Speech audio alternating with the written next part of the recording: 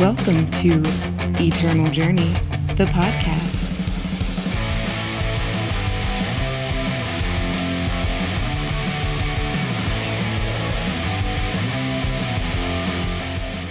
Greetings to all my knights and padawans out there. You are listening to Eternal Journey, the podcast that talks about all things eternal with a focus on limited play. I'm your host, Jedi, and joining me on the line, we have Alex. How's it going, guys? Going swell, man. Ready to send off Echoes of Eternity with a sunset show. Which, I don't know. Anywho, John. Yo, what's up, guys? It is time.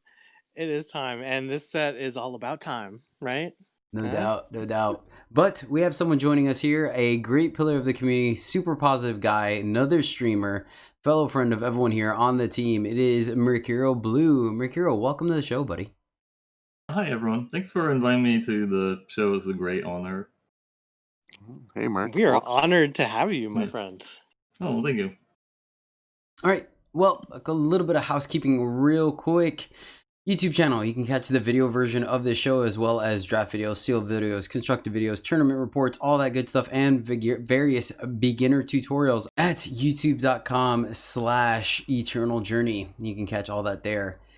Then, of course, you can catch us streaming live every Tuesday, Thursday, Saturday, Sunday at twitch.tv/Jedi_EJ. And of course, you can catch my special guest at MercurioBlue on Twitch. So MERCURIOBLUE. Boom, boom, boom, boom.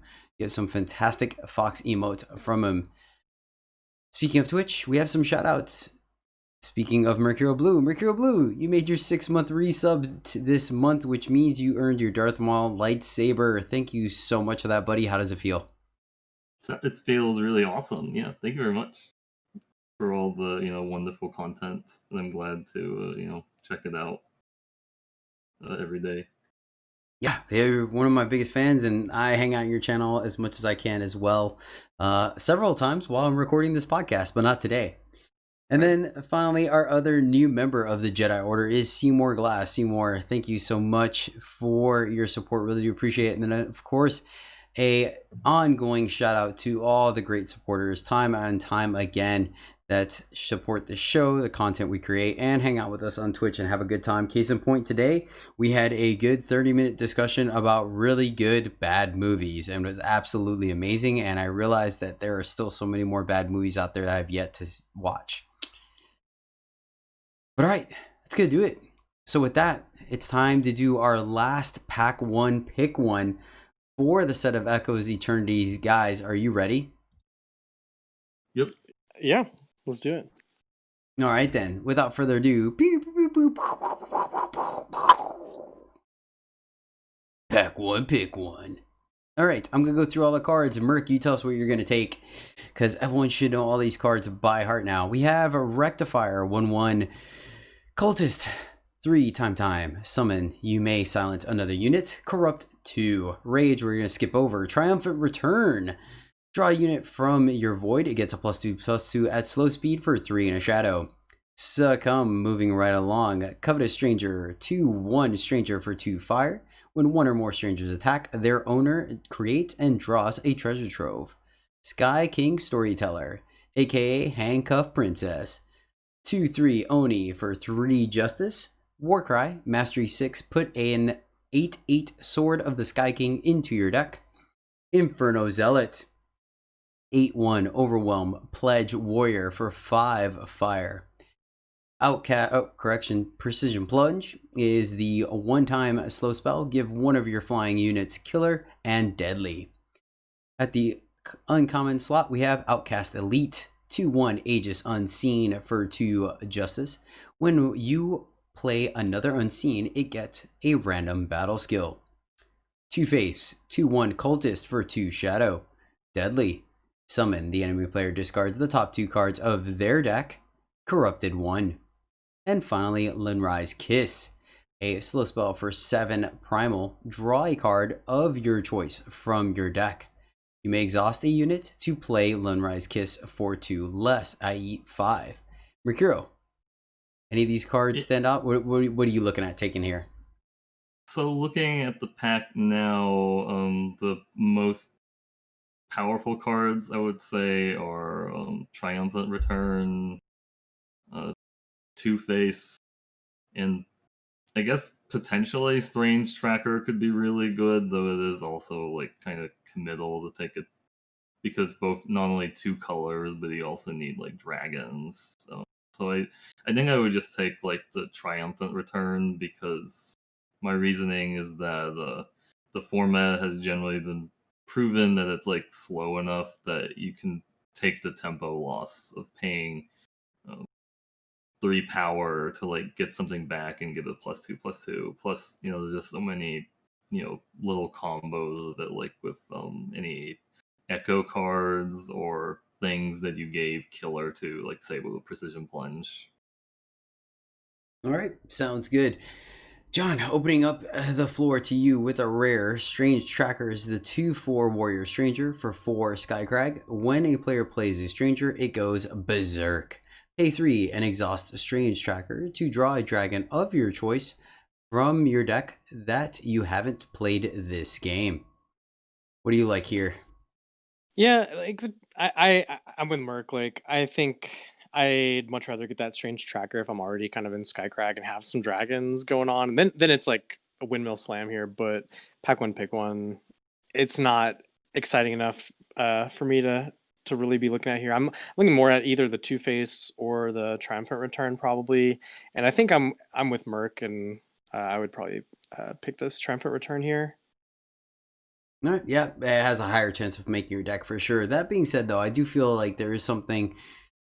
Strange Tracker is somewhat of a build around. Being able to take it first means you can kind of, if you see that either Skycrag or Fire or Prime are open, you can kind of prioritize dragons a little bit. But I definitely There was understand a time like in the format where I would have been more open to taking this right now, but like I think I've tried like first picking it and gone into that, and I like it just didn't. It was a little awkward in the games, like you really need the 2/4 for 4 is not amazing stats, and like you have to exhaust it to actually get the dragon out, and then you probably can't play it that turn, so you tend to be, it kind of puts you in the back foot. Like you have to already be kind of ahead to actually be able to use this guy, is my point, I guess. So I've come down on him a little bit since I've actually played with him. So yeah, nothing wrong with that at all. Alex, what do you think? I like Two-Face. I really like that guy. And then you could probably pick up a Triumphant Return more later than you would be able to Two-Face, and the Two-Face is just a great 2-drop. It mills 4 cards. I just like it. He's been a really good performer for me, so I would probably pick that guy. cool. Nice. Yeah, I think you guys are both solid on there. Man, it's hard to say. Yeah, I think I'd still probably take Two-Face. I think 2-drops are a little hard to come by sometimes, and that thing just does a lot. I think there's a reasonable chance to go either way. And I like how all of us are off Rectifier now with the nerf. So Yeah, it got a lot worse when it got nerfed. It really did. no doubt. But all right, that is our. Go ahead, Merc.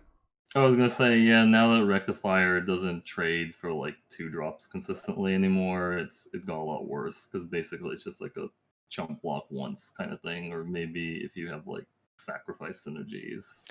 Yeah, and this week we actually have that instant speed, like 1-drop, right, common and time that silences with Revenge. Yeah, it's basically like strictly better silence, like the card, like I guess the card silence from like set 0 order, which was like a slow spell that doesn't have Revenge and costs 1. Yeah, so I mean, if you're looking for like that that sacrifice fodder or something, for example, I still think you'd prefer Rectifier. But yeah, it went down in this week a little bit because now we have that too in time. So yeah.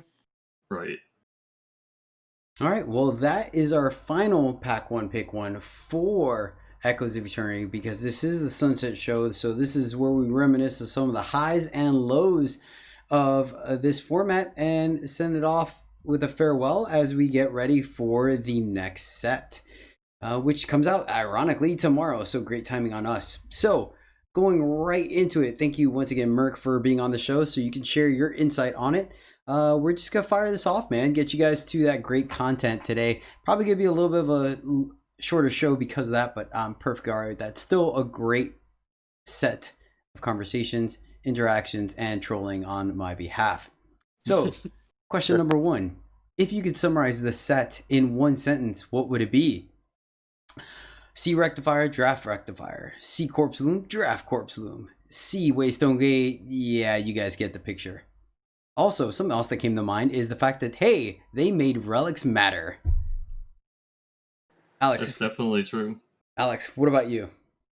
I said, do you have the key to the Waystone Gate? ? Nice. John? I'm not gonna say time is OP, but There seems to be a pattern. Mercurio, take us home with the last one.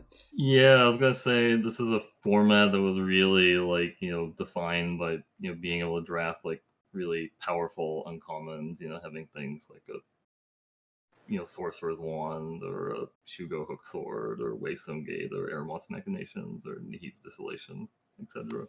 Or so what's your sentence? Yeah, I was gonna say it said the question said one sentence. Yeah. You got it. There you go. What is it? Draft powerful uncommons or go home. That's what Mark said. Yeah. Sweet. I like that. Yeah, time is time. That's the time and time again. We went from Grodov's favored world to Waystone Gate, Nahid's Distillation, Corpse Boom. Like, it just couldn't go wrong with time. So I didn't actually look at my show notes from our last Sunset show, but I feel like I typed the exact same thing about the last set. I mean, time has just been really overpowered for a while. Like in the last few sets, like I don't. Right? Yeah, I mean, the last set had the Grodov Spike-tail Kieran and the Grodov favored. Yeah. Mm-hmm. Okay, next one. What turned out to be the best archetypes?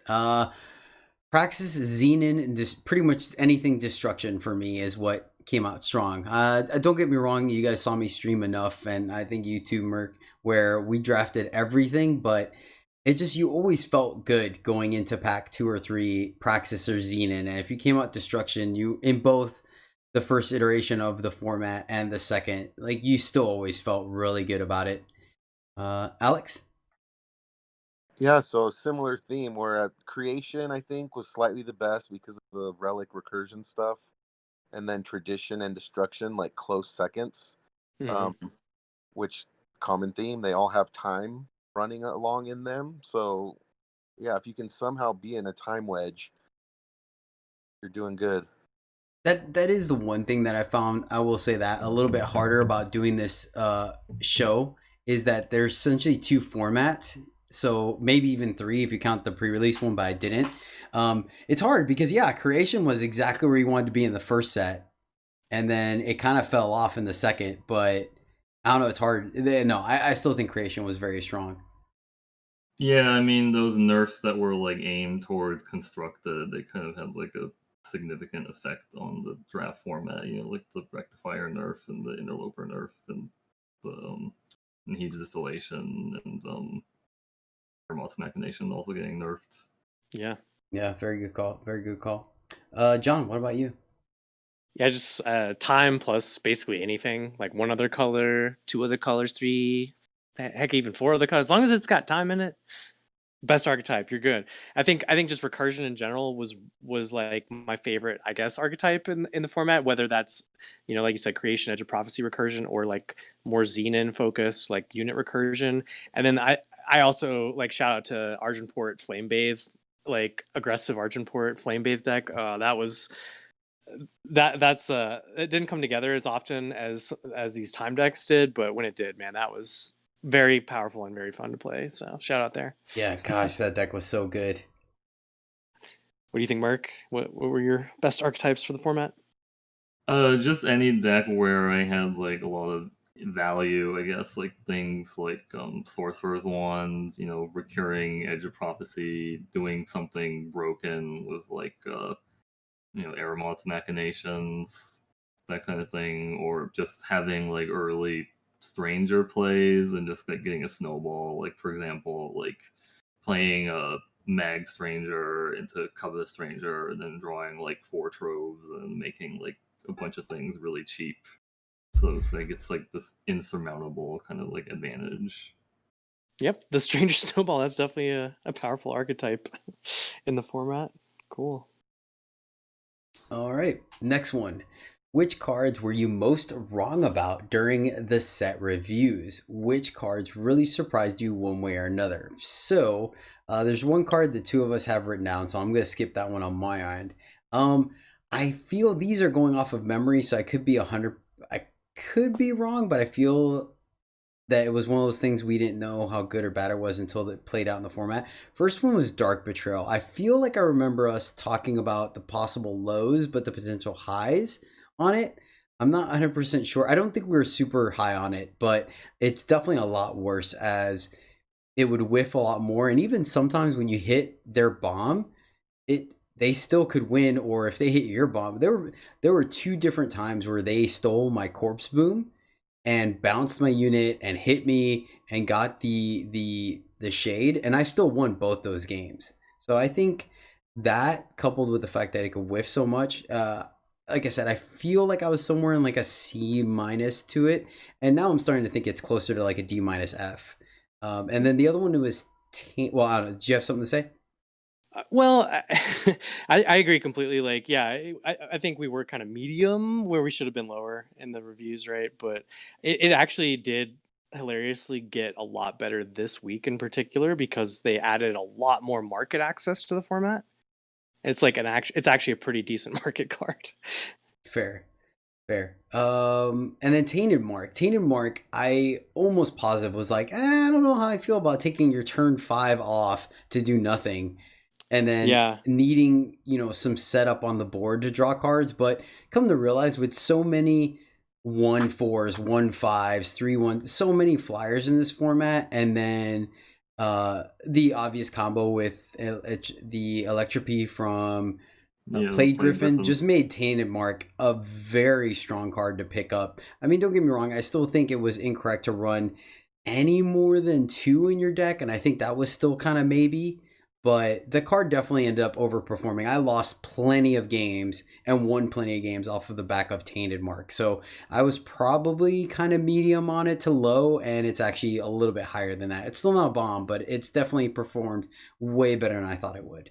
Mm-hmm. Yeah, definitely a card that if you are ahead, it just kind of snowballs into like advantage. Like, and it also works with the the relics, converted mana cost matter stuff like the Rageheart Paladin or the Book Club Yeti. Yeah, that's a very good point as well. That there was some synergies that cared about the cost of a relic, and that just worked out great. Yeah, good point, Merc. Okay, Alex. Yeah, it was the Contaminating Ritual. I thought that card was garbage, and it ended up being really good with the amount of recursion that we had. Yeah, I agree with you. That was another one that I think as a team entirely, we were all low on it. And turns out that, like you said, the recursion and the ability to like put on a big unit to get in lethal and things like that made that card significantly better than what it seemed. John? Yeah, it also works with, recursion. And that's why I'm not recursion, but exalted, I meant. Like exalted units. Yeah, that's really busted. Yeah. Good point. Yeah, one of the best recursion at common in the draft packs gives exalted too, so there you go. This format had so much recursion that Contaminating Ritual was like actually turned out to be pretty good if your deck supported it. Like we were all very low on that, I think. So that was one for me, as well as like I remember you guys were higher on this one after the draft preview, but I think I was particularly low on Strange Interloper. But and this is the pre-nerf, the 1/2 version that actually like played out in game, in draft games to be so much better than I thought it would. Between the fixing and just that 1/2's ability to swing into some boards and get stranger triggers while then converting to defense and actually being able to stop damage or trade with something, and then you get another body to sacrifice or something. The format really supported and took advantage of Strange Interloper's tech, so that card turned out to be so good, in fact, that like they nerfed it for constructed. So I was definitely wrong there. And then another one is Switchblade Deadeye. Like I think I was a little bit lower than you guys on that one too, and that basically enabled, that aggressive Argenport kind of battle skill deck to actually be a thing you can draft, because Deadeyes were, you know, a really key part of that deck, and they're pretty available in the pack. So yeah, that was another one. And then shout out to Yeti Cookmaster, who I think I was pretty much correct about that one in draft, but that one won a one of the ECQs for Sunnyvale. So I guess a little shout out for that guy. Yeah, true. I think I was low on Switchblade with you as well. I was always skeptical of 2-1s, or yeah. Yeah, I but mean, we were looking at a format, right, like where we were expecting it to just be hard to enable, and then running into, it's staring down 2-3s like Mag Stranger. So, but it was surprisingly simple to enable, actually. yeah, And then with Siege recursion, Provisions, the Cultist, yeah, exactly. It turned out to be pretty good. Contaminating Ritual, the Outcast. Like, yeah, there were a lot more ways of slapping something on it than we anticipated, for sure. Mm-hmm. Yeah, I definitely got by people having like, Touch of Resilience, Switchblade Deadeye, or Display of Purpose, give their Switchblade Deadeye +1/+1 and Exalted. Yeah, because it turns anything that would normally just be, maybe a battle skill buff, turns it into a stat buff as well. It actually is like a pretty tricky card. Low key, good. Merc, what about you? Oh, I mean, I guess the card that I really underrated, like on the paper, was like Inferno Zealot. I didn't like it because I thought, oh, it's an 8/1 that just trades with everything. But I guess the fact that it also trades defensively with Giant, which was like kind of an issue, was like, do you have an answer to an 8/8 Giant? Like you can trade with that, and sometimes it just like pushes like a ton of damage because you have like a Dive Bomb or a Touch of Fury. Yeah, I was no, right there with you on that one. Yeah. Yep, that's Yeah. the only one that had the read on it was Alex, and we'll talk about that in a little bit. But yeah, both me and John were super low on that card, for sure. Yeah. Right. It's hilariously playable, it turns out. Yep. I also thought like Pause for Reflection wasn't that great, but I was kind of used to like, playing Teleport, and like I guess the thing with Pause for Reflection is that it's like, oh, it's a 1 power spell, and it's like, I mean, sometimes the life gain matters too, but just the fact that it, is so cheap or whatever, like nobody ever really expects you to be playing that card. Also, like to go like, oh, what's that one power pause that they have? It's like, oh, it's Pause for Reflection, but they don't find out until it's like too late. Yeah, I don't know. I've definitely seen some blowouts with that card, but I still had a hard time because it felt like every time I had one in my deck, only half the time, if that, it did what I needed to. The other times I'm like, oh god, it's a 4-cost thing, or oh, I don't know. I think the value of that card goes way up when you're running like Wormstone, Precision Plunge, Wormstone, yeah, like more reasons to bounce your guy than just like to save a removal. Like it's great with rectifiers, like it is like it was definitely a little better than I thought too. I agree with you there, and it was another one that kind of turned out to be pretty good and constructed hilariously. Yeah, just because of the Jack synergy and stuff. Yeah, and then I guess Precision Plunge. I thought this card was gonna be hard to like enable. Like I was like, oh, like how many flyers are there and stuff, and then I guess it turned out there were like enough flyers, and there were also like the combos with.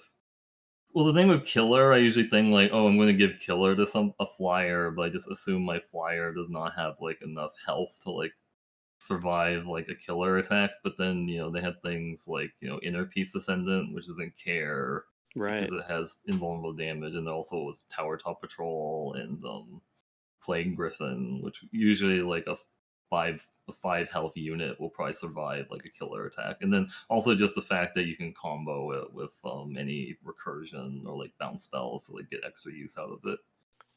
Yeah, or even just Humbug Nest, where it's like half a card. That's like, even that's just good enough. Yeah, that was I was with you on that one too. Precision Plunge was on paper that was like looking a little sketchy, but there was so much support for it in the format. Right. It just, I man, also, like I think there I was a victim of my own like ideals, because I definitely saw Precision Plunge do some extremely broken things. One of them by you, Mercurio, where you just recurred it and exalted it and put it on 4 different things, and then brought that. It was just, you did some super busted things, and I think it always underperformed for me because I don't think I really committed to it enough. It was like, all right, fine, I'll put Plunge in my deck, but I think the Yeah. people that really kind of went a little deep on it really got paid off and rewarded for it. Yeah, no, there's some really insane combos with it, like with Terriax Hatchling and Immortalize. You just get like ridiculous numbers of, deadly killer units, and then get with the Exalted, just like transfer to something else and do these crazy killer chains, or just even just Precision Plunge and Longtail Cavalry was also like pretty powerful. All right. Going on to what were the most underrated cards. So these were things that everyone was kind of low on, but seemed to overperform at least expectations. For me, it was Entranced Cultist. That one for sure. I remember us talking about it. Even giving, we did probably mention that you can give a bigger unit quick draw or whatnot, but just a 1/1 for 1 was something we weren't very high on, myself included. And it just turned out that giving, one, it being 2 bodies, and 2, being able to give something else quick draw for 1, proved to be quite powerful. And then it was a cultist, so there was some synergies there.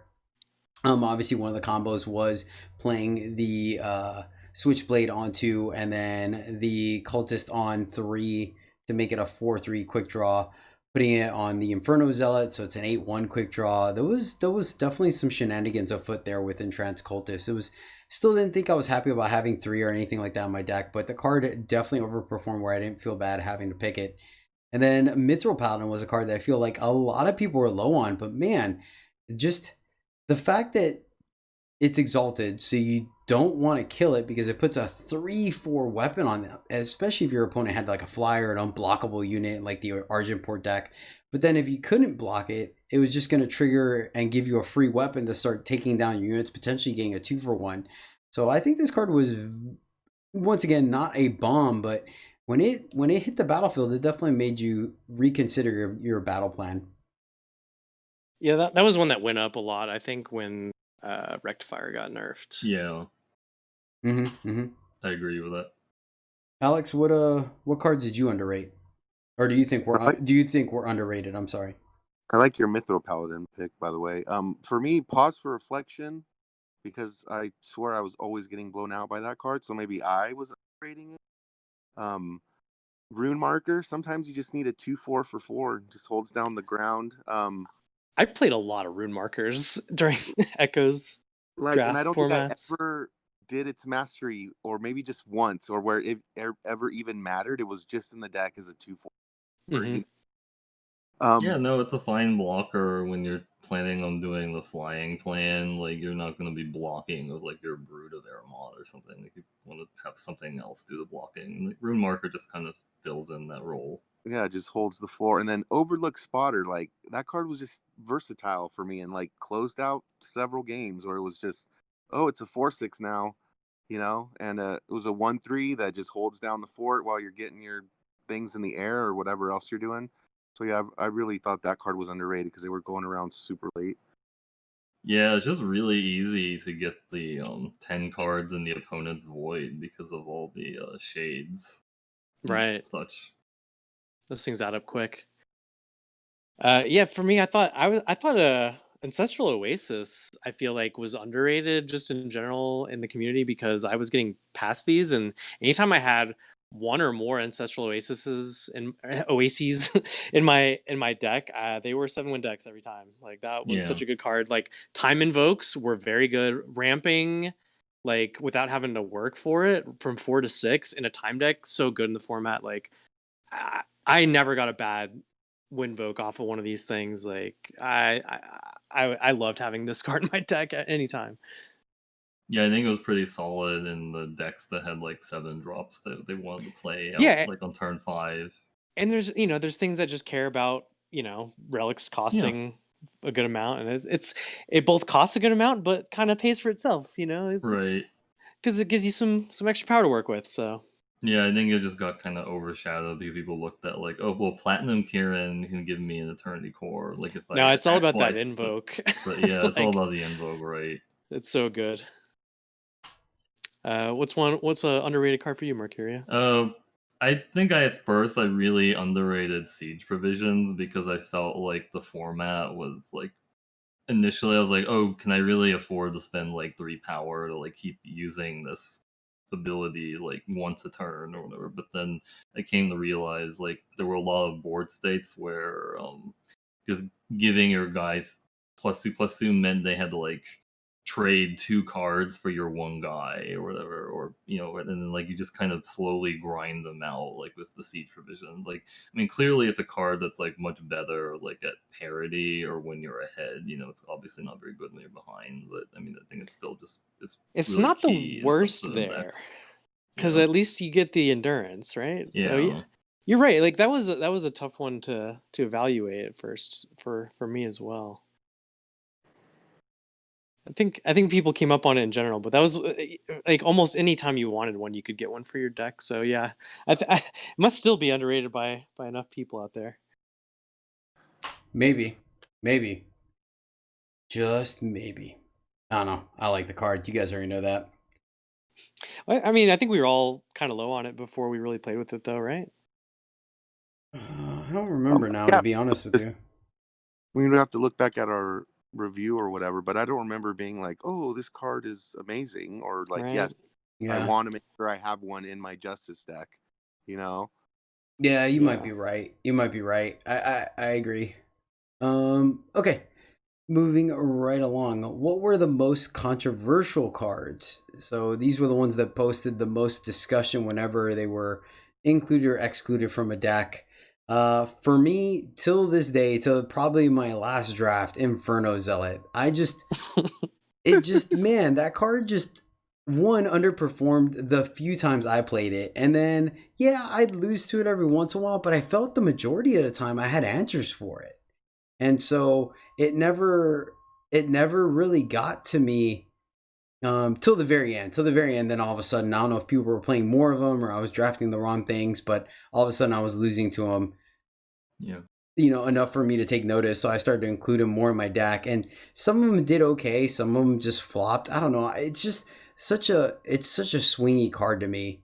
That I feel you definitely have to build your deck around it to be able to accommodate. You can't just slap up Inferno Zealot in your deck and be like, "Oh yeah, I'm good to go." And that's another card that got a lot better, like as the format developed, right? Because they just kind of a couple weeks ago they added in so many combat tricks, and then like this week, it's I think it's good. It's good again this week too, just because it's more focus on aggro decks, and red aggro in general like is more supported. Yeah, I think it was pretty good when they had all those finest hours and draw strengths and whatnot. Like, I think it was good in the decks where you had like the power matter stuff, like the Skeletal Dragon and like Pack Conjuring. I mean, not that I think Skeletal Dragon is like good. Yeah, that's another thing they added a lot more support for this week. So. Yeah. And then it does look kind of bad versus like Vera's Favor, Ruinous Burst, or I guess Rustling. Because then even if you attack in and you pump it with Trick, it's still going to die because of the decay. Bottled Storm. Oh yeah, Bottled Storm makes Inferno Zealot really sad too. Yes. The other ones, which I don't think are as controversial, but we had this discussion when we were going through the cards before the set even dropped, and I feel like I kept elaborating this throughout the course of all the formats, and that's the 2-drop Stranger discussion, right? Some people are like, see a Mag Stranger, draft a Mag Stranger. They're amazing, and there are definitely some draft decks that have 3-4 Mag Strangers. They do amazing. Some people like Steely Stranger, some people like Covetous Stranger. I think those are not on the same power level as Mag Stranger just because of the size of the body. But I mean, I drafted a super aggressive Rakano deck and I drafted 3 Steely Strangers and they did some work. And then there are other times where my Mag Strangers did more work for my opponent. And Right. so I, till this day, still feel like the correct line. I drafted them more when I needed 2 drops than when I wanted the Mag Stranger.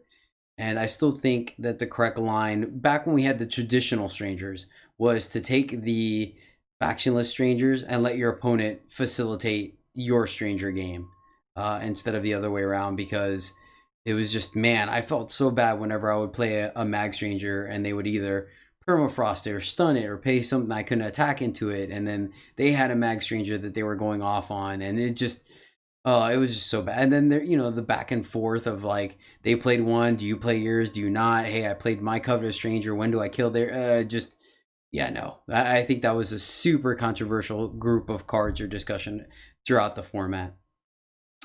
Alex? So I didn't have a specific one card, but I'm tired of doing the stranger dance. Which one do I play? I don't want to play this one. I don't want to give my triggers, like you mentioning. And no matter what you do, they always do the other thing that you weren't Right. expecting. Yeah, I won't be. I mean, like, it was fun at first, but I'm just kind of over it now. So I'm glad that'll be. Fair Yeah. enough. Yeah, I think there was kind of just a weird little mini game in the game. It's like, oh, I have this covetous stranger, but I can't play it because my opponent's like has strangers and they're attacking and stuff. And then it's like it's kind of basically a dead card in that case. Like, I think I like when there's multiple decisions and there's depth to play, but the fact that all those strangers were pushed, so it happened, if you went 7 wins, it happened in 4 or 5 of your games. It's like, I don't know. I think that's, I like that they tried to do something with it, but it might have just gone a little too deep. I'm not sure. John? I mean, I don't think with us Succumb is controversial, but I think there's people out there that think it's a good card. For whatever reason, like whenever you run into one in your game, like the opponent always plays another one, like every single time. So like obviously some people out there are like Succumb lovers, and so I think there's some controversy there. And then the other one for me is Burning Core Drake, because like a lot of people I see tend to high pick that card, and I think it's just pretty terrible in most games where I see my opponents play it, or like the times I've tried to play it. Like it's always been so bad for me. Like the number of times I've seen it, attack more than one time without significant resource investment, I can count on like one hand. So Yeah. I think that's another controversial one. You and I are the same on that. I was never very high on Burning Core Drake, and a lot of people are like, take the Drake. I'm like, Yeah, it's like, first of all, it's like impossible to cast on curve.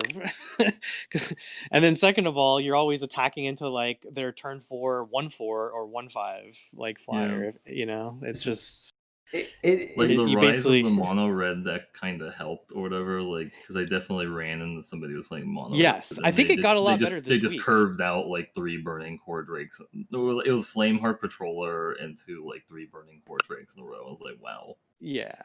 the There wasn't a lot of reason to be so heavy invested into fire though until the last couple weeks, I think. So that's another one where I think it's gone up, recently as the draft packs and things have changed. But overall, very controversial. the one thing about Succumb is that it makes sense that actually whenever someone had one, they'd have more than that, because It does. It's not a drafted card, so they were probably seeing the same effect that you and I do when we see a late Corpse Bloom or Waystone Gate, when we're like, why is this Hook Sword still in the pack? What? Heck yeah.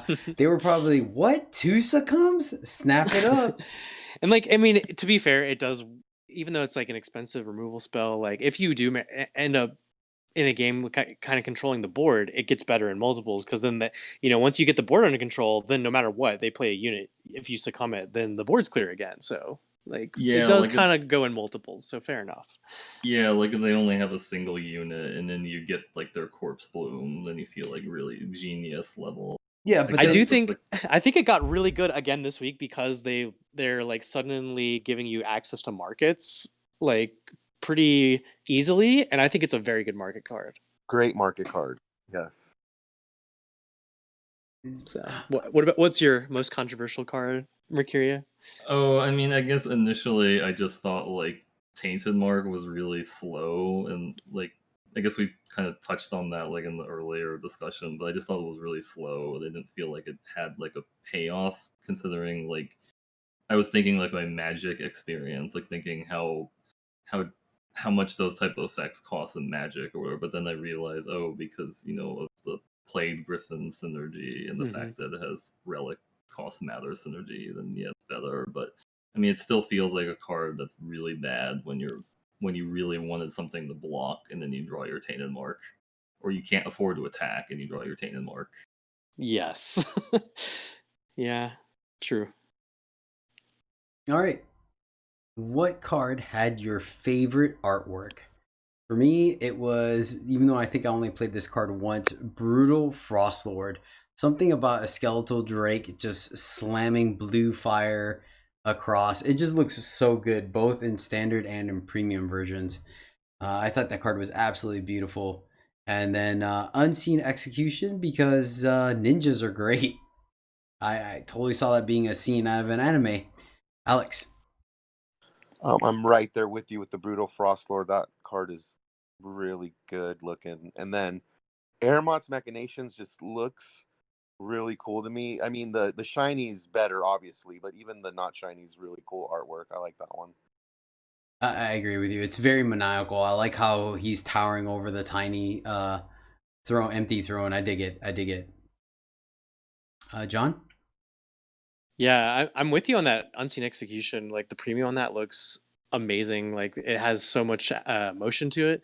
But I picked the premium Static Discharge. I love the it has some good motion to it too. But like the angle, or like I think it's a lady like coming straight at you with a spear. Like it's kind of a unique perspective, and I really like the perspective, and then the premium treatment on it. And it's like an unplayable card, so you never see it. True story. Yeah, like I just never really looked that hard at the art, but now I'm looking at Eternal Warfare. Oh yeah, it does look cool. It's a lady. Yeah, it's got the little demons behind it too. And demons. Yeah, kind of going and stuff. It's low key favorite artwork in the set for me. Yeah, good call. Never seen it until today. I went in there looking, and I was like, oh, this one's actually really cool. I'm still a little disappointed that Direwolf. I feel like they missed on an opportunity with the Unseen Execution. That when you played it, instead of doing the generic harsh roll board wipe, they should have done like ninja swords. You know what I'm talking about? I'm with you there. Yes, that would have been cool. Like if it was a legendary, maybe they would have gone that far. Because I mean, some things in the game do kind of have unique animations, but yeah. Yeah, like no Shenra Ninja Speaks Stars. has like the Shenra talking on over it and stuff. It's still the same Voiceover. animation as harsh roll. Oh yeah, it is. Yeah, right. Yeah, that's like Jedi wants like actual ninja stars coming at you. I mean, you know what I mean? Want to talk about where you just see the sword slashes and you hear like ching ching ching ching or something, and then everyone dies. At least that would have been cool. Something. Or if the screen kind of goes a little dark because ninjas, like that would have been sweet. Yeah, no, exactly. I agree. All right, sweet. And then finally, Merc, yours. Oh yeah, I like Strange Gladiator because like the artwork sort of reminds me of like Pinhead Yes. and stuff, and then also has like little leaves are like blowing around him, like it's supposed to like he's standing in some arena, but it's also like really windy and stuff. It totally looks like Pinhead. That's a good call. Yeah, well played. Nice. I like the connection. Okay, moving right along. What were the best build around cards in the set? Hands down, you guys know it. Edge of Prophecy for me. Oh man, you made me type it too. Boom, get trolled on the show notes. I got wrecked. I'm fixing that right now. It was the first archetype I drafted in this, and I was completely happy with it. Getting a 33 weapon, just, oh man, I don't know. It just felt so good smashing people in the face. It gained you life. It was hard to deal with. It was fun. And then, of course... It's fun. It really is. And it just gave you that feel like, oh hey, I'm one person, I'm fighting off like 6 different monsters or whatever. My big sword. Yeah, 100% right. So that one, and then to a lesser extent, honorable mention, Mysterious Waystone was pretty fun. If you got a Waystone up to 3 or 4, you just felt so good. And your opponent, they were sweating bullets. Yeah, I tried Waystone once, like in the deck, or I guess like a few times, but like anytime I ever got it up to like 3, like my opponent immediately had like the Ruin or the Disjunction or the Unmake. And I'm like, man, I went through all this effort playing all these medium sacrifice cards to make this work, and then they instantly destroyed it. That was the one thing I did learn. The very first Waystone deck we built, I drafted 2 of them. And I went hard into sack, and it was just the wrong way. The way you play Waystone is you just play 1 in your deck, and you have a handful of ways of sacrificing stuff on purpose, but most of them just incidental, like Corrupt and things like that. And that's how you make Waystone good. Because if you go too deep on it, it just, you spin your wheels and just don't do enough. And like you said, if they answer your Waystone gate, you're just kind of, or Mysterious Waystone, you're just stuck. Alex, what's your favorite build around?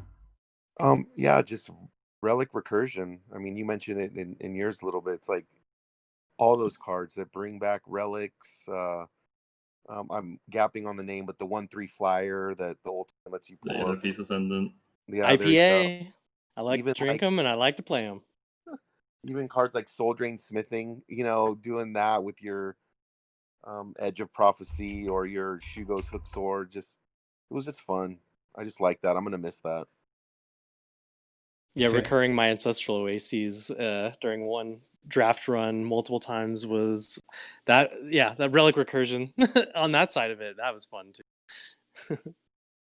What about you? Yeah, what about you? Yeah, for me, again, same as you guys. Like Edge of Prophecy, like that was a fun thing to do in draft, and it came up in a lot of drafts.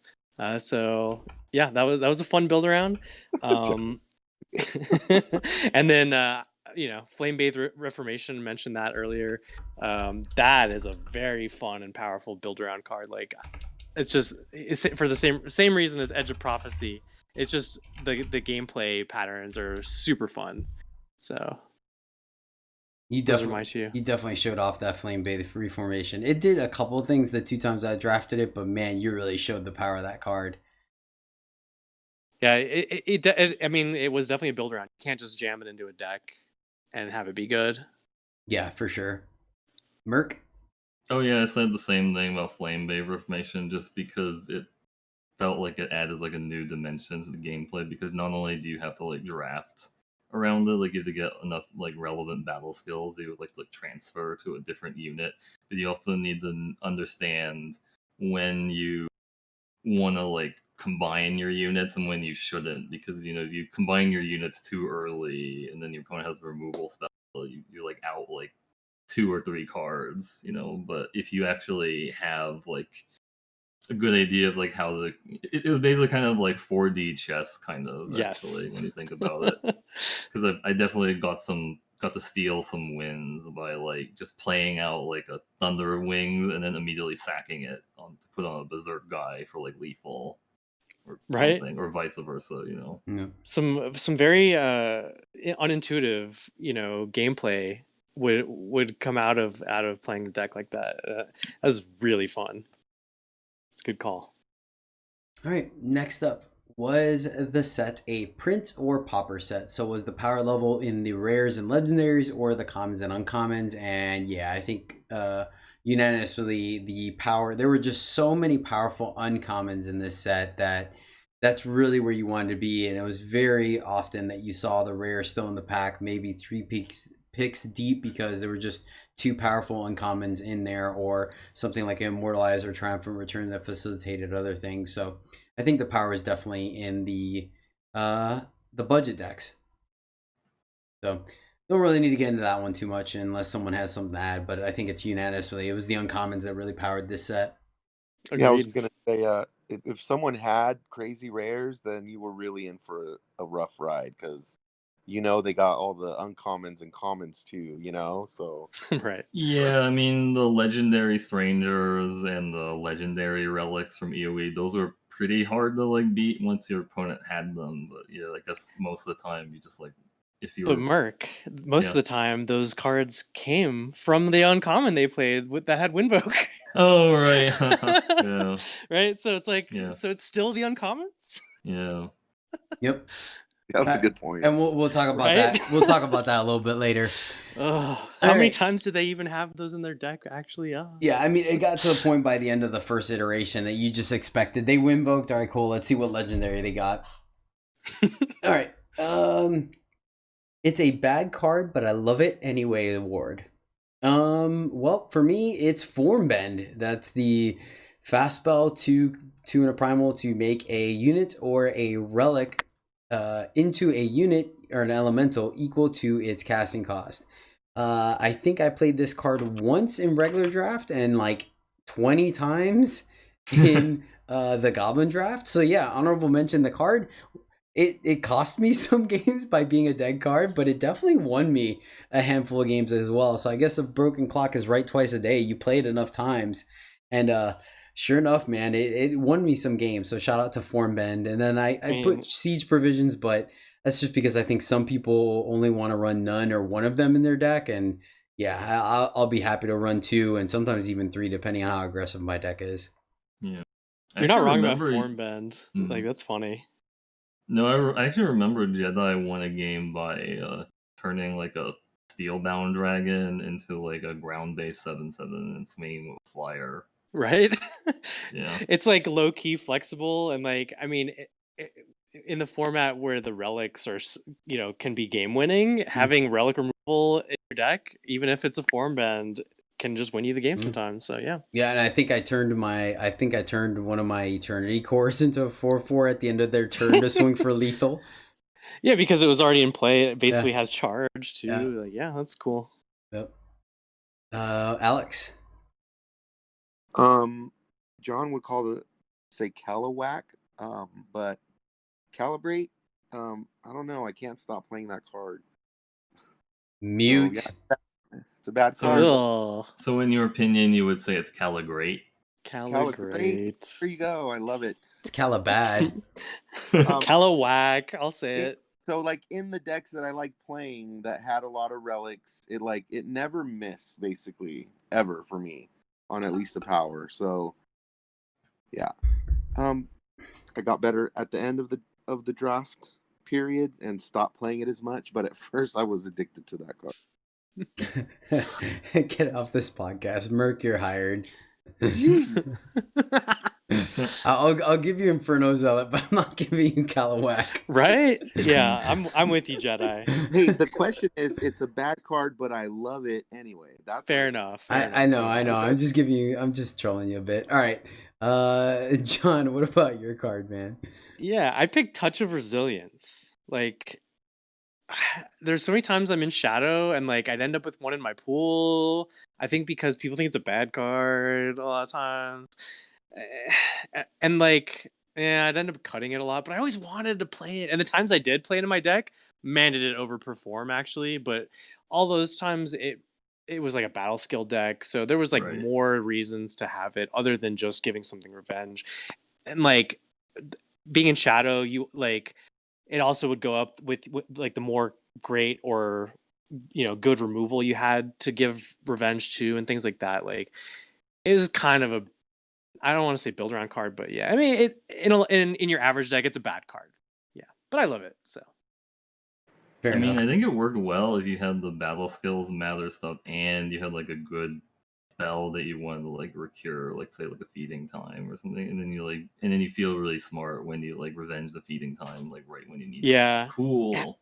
Getting that on like, for example, the Switchblade Deadeye, buffing its stats, giving it revenge, and then if not removal, maybe putting it on something like a Triumphant Return or something in your hand where you get putting on like a Needs like, Distillation. that's Value Town. Yeah, that's sweet. Yeah, Needs Distillation, another great example. Yeah, I've done that one before too. So yeah, some decks would really benefit from this card, but for some it would be basically pay to do nothing. So all right.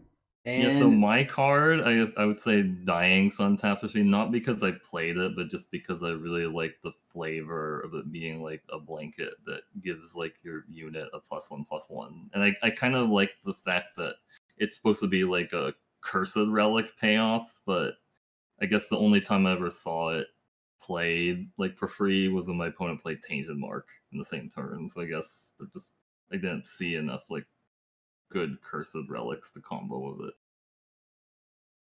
Yeah, no, nice. I I like, think yeah, I like how you pulled the flavor out of it. That was cool. Yeah. I feel like I played it once. I don't remember why, or maybe I got it off. I think I got it off of an invoke. Maybe I don't remember. I feel like I played it once. You can't No, you invoke can't, 'cause it's multicolored. multicolored, Oh yeah, man. So I guess I must have played it. I wonder what. I don't remember that deck, but I feel like I played it. Maybe at you least once. stole it. Let's just pretend you stole it from your opponent's deck. Yeah, maybe. I don't know. Anywho, moving on. Next one, number 10. I literally never win with it, but it always seems to beat me card. For me, it is Zoltan Arbalest. I had that in a couple of decks, and it just barely, like, either couldn't play it, or it barely killed one thing, or they had the combat trick or whatever. Yet, when people play it on me, I feel like it's always like a 3-for-1, and then stops me from playing a card in my hand. Oh man, this card always felt so much better on the other side of the board than on my side. Always. Or like I was missing the second Justice. Yeah. Yeah. It just, yeah. I totally agree with that assessment of the card. It just always looked bad in my decks, but so good in my opponents. You know, it just happened. Like, I guess it works well when you have like when your opponent has like 0 power guys, as you can just keep attacking it to get the war cry. Or, you know what I mean? Like, Yeah. Like when it gets after like it gets reduced to like a 1/4 or 1/3, they just start attacking your 0 power guy to get the war cry on it and stuff.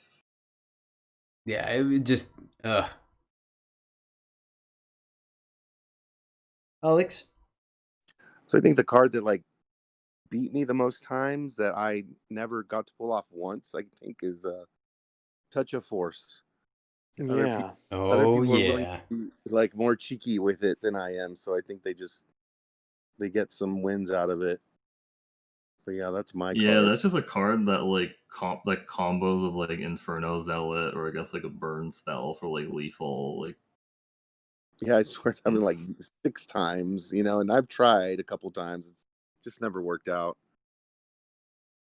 Yeah, I've definitely put that card to use. That was my favorite touch. I became lower on as the format went on, but I don't know. Sneaky double damage is just so strong sometimes. John, what about you?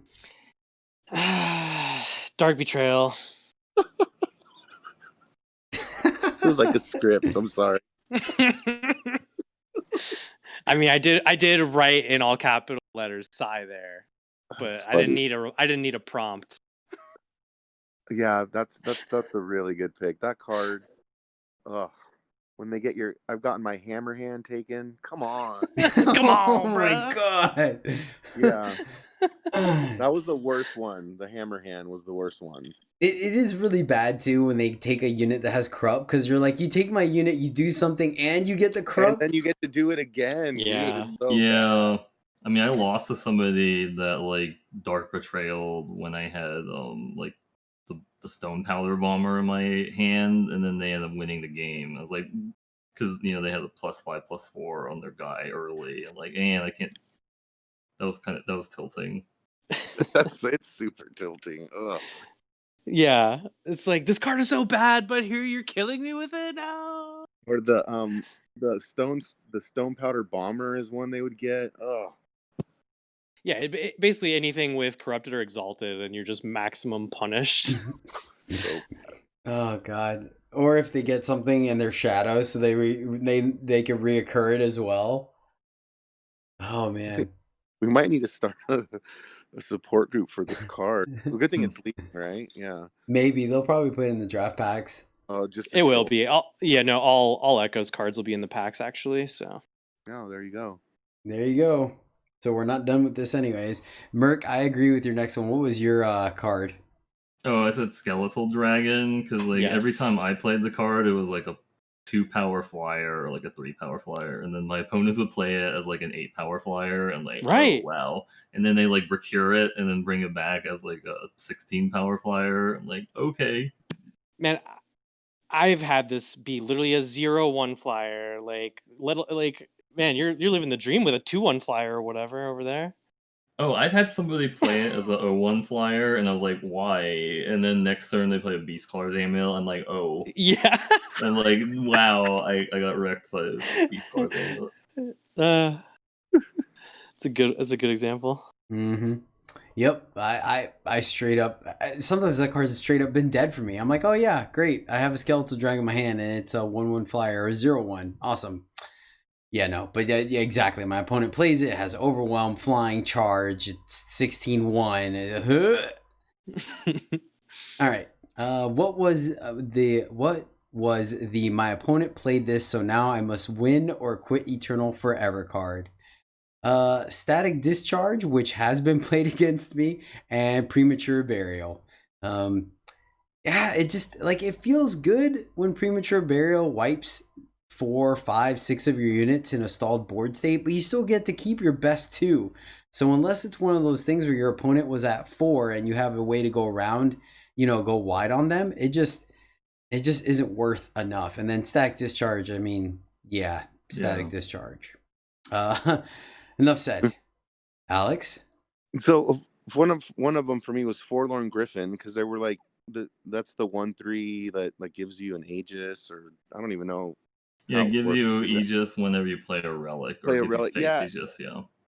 And they were like, which is but there were like 1/3 flyers that cost 2 that were like better than that for me. So I was just like, oh, I gotta win this game now. Yeah. And Touch of the Wild. Yeah, I really need to beat you if someone plays that card. Did anyone actually play that against you? I don't think I've ever I seen haven't anybody seen play that card. one the whole time in this format. Yeah, I agree. Same here. Maybe, yeah. So like, I mean, I didn't see it a lot. But that would be that card for you. But that you would didn't. be, Yes. yes. Do you? Okay. Like, do you actually remember? Did somebody do this? No. I did have an opponent play that against me. You did. Okay, so you're the only one with a confirmed wild sighting. Cool.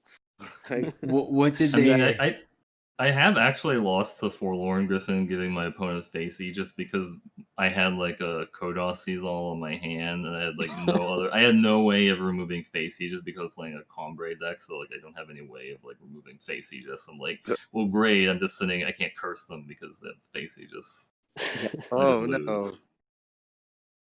And then the card that John, I'll let him say it, but I agree with this card as well. Yeah, I mean, y'all know I'm gonna just say succumb here. Mm-hmm. Like, if my opponent tries to succumb me and then I succumb to him, I lose. I lose life. Right? Yeah. Real quick though, Alex, what did they give Overwhelm to in their hand? I don't even remember. Oh, all right. Because I mean, if they somehow were like 4 color and gave it to Edge of Prophecy, then maybe there's some props there, but. Right, or they had like Solar Blast combo with it, and you're like, cool, Solar Blast. Right, it's like, I mean, you could put it on like a Seer and like overwhelm the damage. It's like, I don't know. It's not a good card. Sword of the Sky King. I don't remember.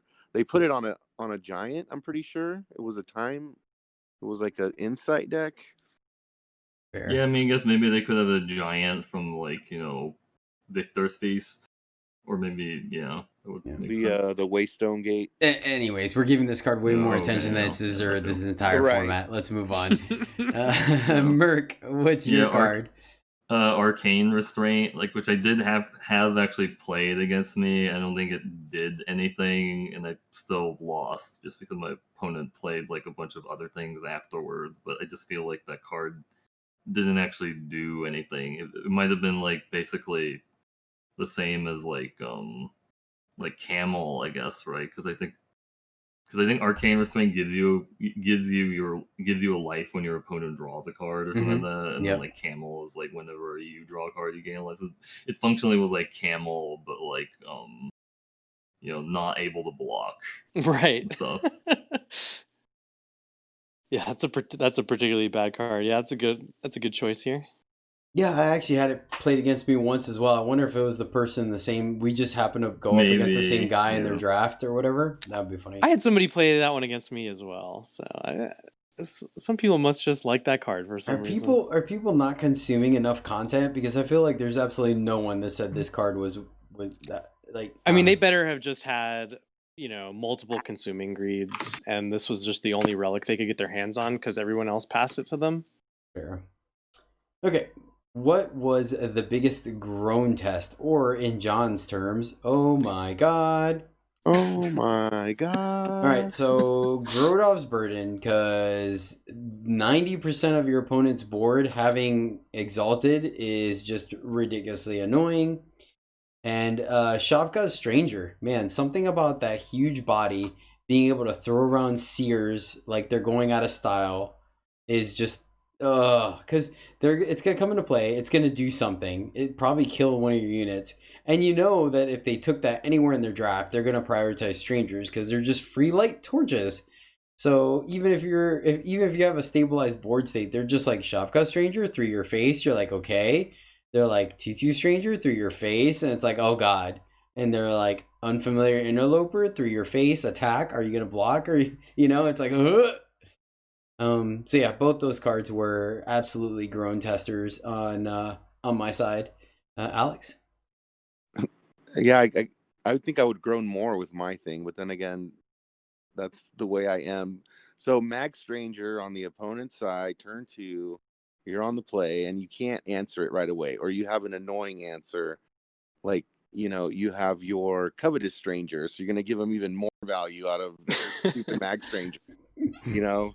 I'm just like, I would always be like, every time, because they're gonna start. I agree. Like seeing your opponent play turn 2 Mag Stranger, attack with it 3 times, and then play like Shugo Hook Sword or like Corpse Bloom on turn 5, or like even earlier maybe. Or like oh god. Yeah, it's brutal. It can be. Oh god, you just mentioned that. That's gonna be PTSD from this format. Anytime someone played a Blade Crafter, either turn 4, 5, or 6, you're just at the end of your turn 6 or 7, you're just like, oh god, here it comes. It's honorable mention for me. I just remembered is when they play the turn 3 dragon. The 4 used to be a 4/2, now it's a 4/1. Thunder of Winds. Thunder Wings. Yeah, turn 3 Thunder yeah. Wings was really hard to like beat. Yep. You didn't have specifically the removal. Yeah, it would make you look at your deck and be like, look at your hand, then think about your deck and be like, did I just lose here? Yeah, you very easily could. Very easily. I got one card I can draw that gets me out of this. All right, let's go, deck. John? For me, it was Linray's Codex. Like, I mean, any of those, big legendary relics, maybe, but that one was like, it comes down a little sooner with the spellcraft and like, in a board stall kind of game. It plays Crystallize, and then Crystallize is already just extremely good in draft. And then if heaven forbid that doesn't actually win them the game, they can probably activate it one time and draw like 6 cards or whatever. Like, ugh. Yeah, there's a groan for you. Yeah, all right. That's a good one too. One. It is. Mercurio, what about you, buddy? Yeah, I didn't like playing at Midias because like it felt like, oh great, they have like a huge flyer. Not only does it gain power when they cast a spell, but it turns all their excess power into like troves and stuff. So it automatically is giving them like power pumps because like the trove counts as a spell for Midias. Yeah. Oh god. Yeah. That card gets out of hand so quickly. All right. Next up, number 13. What was the most? This is actually next show. We'll make this 2 questions. But what was the most frustratingly bad card to lose to? And what card will you not miss playing against? And or what card really annoyed the crap out of you? So the bad card that was frustrating to lose to was Skeletal Dragon for exactly all the things that you said earlier, Mercurio. So I'll leave that at that. I still think that's a bad card. So every time I lost to it, I was like, really? Especially when you answer it very easily and then they just have the shenanigans to get there. The card that I will not miss playing against, and it did annoy me, even though I do think it's a great card, don't get me wrong. I like this card, but it is absolutely horrible to play against, is Dark Mass Stalker. Just the 3/5 body for 4 was already a roadblock against anything you're normally doing. And then the fact that anytime any of your units, whether from your hand, your deck, or the battlefield, go into the void, it gets those battle skills, just makes it just, you're kind of stuck not doing anything because you're like, I don't want to give it double damage or flying or unblockable or deadly. So you're just like, I don't, all right, unless I have a silence effect on my deck or a way to kill this thing. And then heaven forbid, they're already in shadow. So chances are they have a way to recur it. And oh man, I mean, granted, the other annoying thing was when I played it, I felt like every time I got the mastery off and I got to mill 12 of my opponent's cards or 10, I never got anything good. I got like charge or something, and my opponents would just hit the nuts, like unblockable double damage on me. And it's so I think it was a very interesting card, but God, was it annoying to play with. Heaven forbid there were some on both sides of the board. Right. I also found like this really unfortunate interaction with Defile when my opponent had like a Dark Mass Stalker in play, and then like I defiled their double damage guy, and it gave Dark Mass Stalker double damage. Oh yeah, because it goes into your void It after that. Yeah.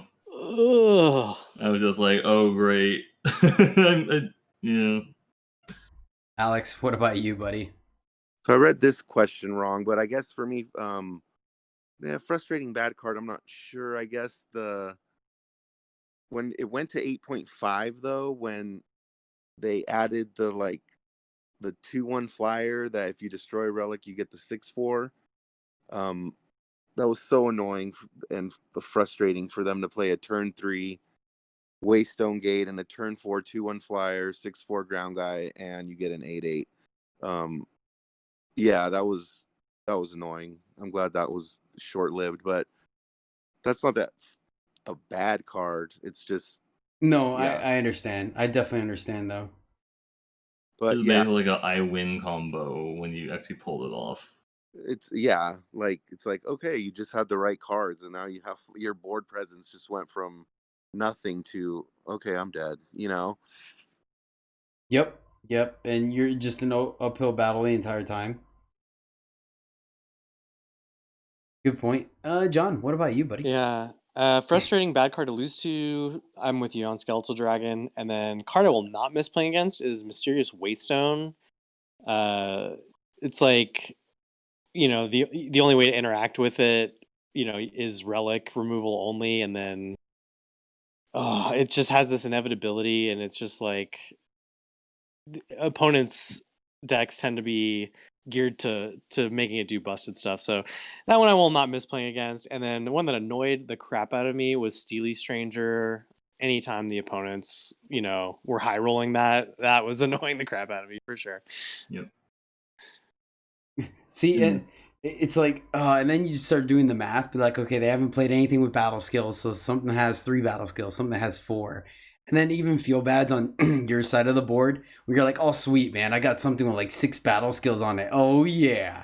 And then it's an unfamiliar interloper. No. Right, you're 1/1 with charge and overwhelm and yeah. Merc. Yeah. Oh, so yeah, I didn't like playing against Urgent. Or so the card that I thought was frustrating was Urgent Missive, because usually people comboed it with like Mysterious Waystone, and then one time somebody actually comboed it with Spiteful Strike on an Exalt. Like I think they had given Exalted to something. I think it was like an Aura Piercer or like some really large unit, and then they like feeding timed it, and then they went Urgent Missive. Sorry, they went Spiteful Strike on their large unit. I'm like, why are they Spiteful Striking a unit that has a? I guess it was like they cast the Urgent Missive. Oh no, they cast Urgent Missive to trigger Aura Piercer. That's what it was. That's what I lost to. Sorry, I was trying to remember, like, because they wanted the invoke, and then they ended up invoking another Aura Piercer off of the invoke. I'm like, oh great. oh wow, dude. Yeah. And then, like, card I would not miss playing against is Waystone Gate, because usually when you play against that, they have some way of, like, recurring Waystone Gate, and you're dealing with 2 giants and stuff. And then Steely Stranger RNG, we already talked about that. I just got annoyed by the RNG just because of, I feel you, man. Yeah. What was the bombiest bomb? What was the card you hope to open in pack 1? Pick one or in your sealed pool.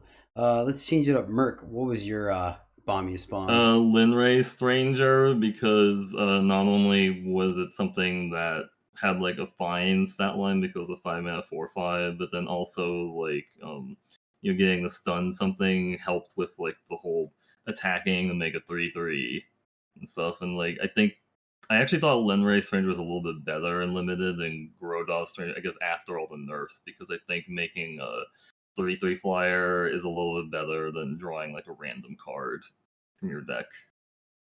Yeah. And also, a lot of times when I'm playing Grodov Stranger, I had to make a choice. Am I going to target my opponent and then give them better draws, or am I going to target myself and then shuffle in a bunch of crappy like troves and shades back into my deck and stuff? And I don't know. It's just, that was my thinking. Yeah, no, it's a solid one. John, what about you? Yeah, Bomby is bomb. Dive bomb. No, it's definitely not dive bomb. It's Stone Powder Bomber. No, it's not that either. It's Strange Burglar. It's Strange Burglar. Bomby is bomb for sure. Like, saw it pretty often in my drafts, and like that was like low key, extremely powerful card. Like, I guess not low key. Whenever I'd play it, even if I'm not just winning, my opponents would concede on the spot, like every time. So I think Strange Burglar. Gosh, that must be I'm nice. right there. My opponents always made me work for it when I played it. I mean, No, Strange mine would Burglar is just just like a concede. ton of card advantage. You go like, oh man, my opponent just drew like 6 cards because they activated Strange Burglar twice. I don't know how I win. And like the attack power buffs were just randomly awesome too with that card. Like that is just such a limited powerhouse right there, Yep. and it's just Plus, a rare. it's also just a 5/4 for 4, which is Yeah, also like a 5/4 really for good stat 4. line. It does it all. Mm-hmm. It sure does. Alex, what about you? And then I thought John changed the card, and I knew he meant Strange Burglar too, not the other one. You knew it. Yeah, and then Strange Burglar. I've like made decks go the way to be able to cast that card. Right. If I picked it in pack 2 or whatever, I'm like, oh, I guess I'm splashing fire now. Like. So I love that card. 5/4 for 4. It's just a great body, great card advantage. It's like everything I want in a Eternal card. Welcome to EternalJourney, where we not only troll you on the podcast, we troll you in our show notes. In the show notes. For me, it was Hammer Hand, which I mean, it's probably not the most bombiest bomb to have one, but dude, when I picked one, don't get me wrong, I was more than willing to throw it into the pool and sacrifice it, but for the cause if it wasn't there. But man, when I could play that card, it was so much value. I think I've literally only lost one game when I was able to play and resolve a Hammer Hand, and it was against I believe it was Cosimo or an Isomorphic. It was one of those two. And they literally, it was the game, you guys saw it. They were the Elysian Flyers deck, and they invoked 4 times. If you guys remember that. Mm-hmm. Yeah, they had the lookout, and they recurred it. They invoked, it died, corrupted it, then recurred it and did it again. Anywho. And then the other one is Grodov's Burden, for exactly what I talked about earlier. It gets rid of a unit when you play it, and then it just makes your entire board super hard to deal with, and silence proof. It's just great. The card was super powerful. Totally worth adjusting your deck to be able to play it for sure. 15. What's the best common for each color? So for fire, I have Blade Crafter and Covetous Stranger. Which one are you guys on? I'm on Blade Crafter because you guys already know where I stand on Covetous Stranger, but I know there's probably an argument for Covetous. What about you guys? Yeah, fire commons. It's hard to pick there. Like, neither of them are just hands down the best there. I could go either way. Yeah, I mean, I think Blade Crafter and Covetous Stranger, they both need to have like their synergies. Like Right. Covetous Stranger obviously wants to have the strangers, and Blade Crafter wants to have the weapons. Fair enough. They both just need support, so it's hard to call one the best. Yeah, it was funny when I was looking at the commons. I was like, wait, and then I remembered. I'm like, oh yeah, all the power is the uncommons. Fair enough. For the most part, I don't know. Actually, I take that back. That was the only one that was kind of difficult, to be honest with you. Time was pre-nerf Rectifier, and then I think it was hands down the pre-nerf Rectifier. Yes. Yeah, Pre-nerf. definitely. And then after that, I personally am on Gravewatch Ancestor, but I agree. I'm sure Yeah, a lot of Gravewatch people were on Mag Ancestors, Stranger. Yeah. No. I think Gravewatch Ancestor is good. Like, I think most of the time you will play it in a deck. The only time you might not play it is, I guess, you have a bunch of other 3-drops. But I mean, I think you'll still always play. Fair. that. Justice Siege Provisions. I think that's pretty hands down the easy one. Yep. Yeah. Primal though, Book Club Yeti versus Biting Winds. I think Biting wins. I think Biting wins. Yeah. Yeah. Book Club Yeti, you need to have relics, otherwise it's just Pyre Adept. Yep, big same here. And then Shadow, hands down, Triumphant Return. Yep. Like no Mhm. question there. Yep. All right, then what are the best uncommons for each color? For fire, this one's a little bit contested. Thunder of Wings, Thunder of Winds. Who did that? Was that you, John? Yeah, that's my pick. Thunder of Winds, Seer, and Shugo's Hook Sword.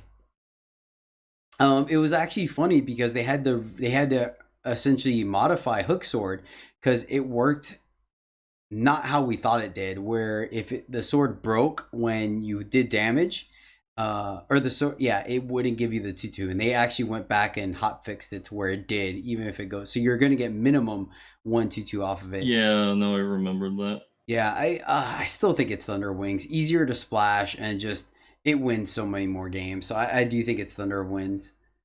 Yeah, that's my vote. Yeah, no, it's really good. Just turn 3 Thunder Wings, probably winning. Time.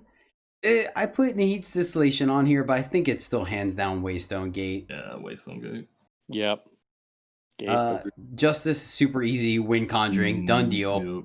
Like No contest. just great combat trick, does everything you want it to do. Plus, you get to Winvoke a legendary or rare to save the day. So yeah.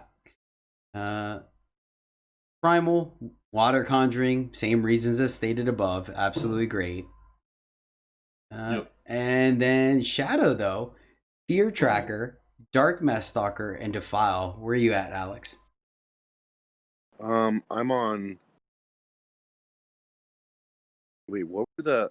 I really like the 5/4. Is that the Fear Tracker? Yeah, Fear yeah, Tracker. Yeah. That's Yeah. my vote. 5/4. Yeah. Yeah, I'd say Fear Tracker also. Yeah, fair. Yeah. Fear Tracker is just great. Does everything you want to. What was the legendary uncommon for the set? I mean, Aramat's Machinations, right? I feel like that card was just so backbreaking. Heaven forbid you should be able to play it twice in a game. I mean, definitely I if you cut had the appropriate build around support, like I think it was fine just getting back a 2 or 3 drop, but definitely if you had things like Kill It. Oh, it was really good when Nahid's Faithful was in the format, just because of being able to sacrifice another thing and also give the Faithful Overwhelm. Oh yeah, for sure. And then Merc, you had pre-nerf Nahid's Distillation.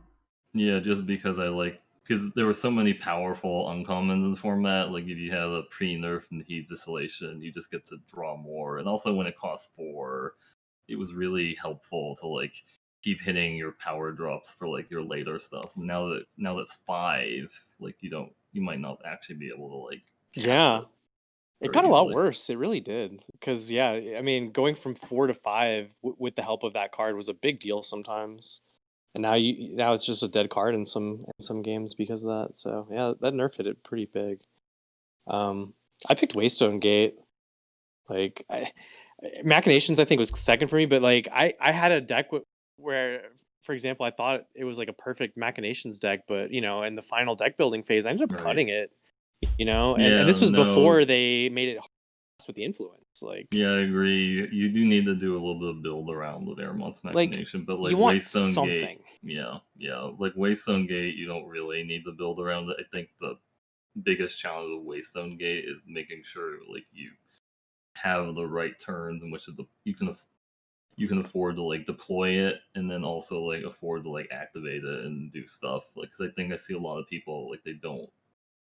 They just play it immediately turn 3 and they go oh, turn 4 activate Waystone Gate, turn 5 activate Waystone Gate, turn 6 activate Waystone Gate, but then they die because they're not Yep. Or turn 3 play Waystone Gate and then they are just on the back foot over the next few Right. turns because they Yeah. didn't play like their dorky 3-drop because they were like, I gotta get this Waystone going. And then Yeah. like that one play will set them back for the whole game actually. So Right. yeah. But it's still like on it was like a fixing card that you would splash for, which like Right. what? So that's my pick. Yeah, solid. What Alex. what do you think, Alex? Yeah. I'm right there with you, John. With I swear, when everyone caught on to the Waystone Gate, for those that weren't already on the Waystone Gate train, it was like I never saw the Waystone Gate, and I swear I would like go into times when I saw one, or I'd want to because I never get to play one, you know. But yeah, so I'm right there with you with that one. All right. What's the worst card in the set? The biggest blank, the most last picked. For my draft packs, one of you said a card that I definitely passed a lot earlier, but for me, the last cards that I always begrudgingly picked were Static Discharge and Rage. Yuck. Mercurio?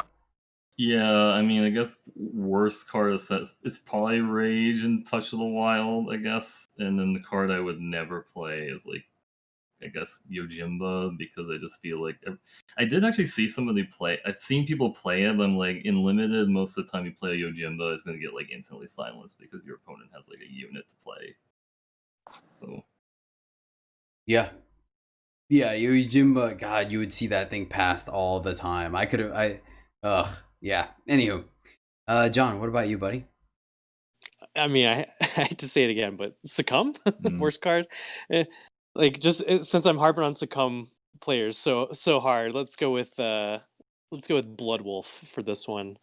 That was the first Echoes card. I played it in like Forge right when the set came out.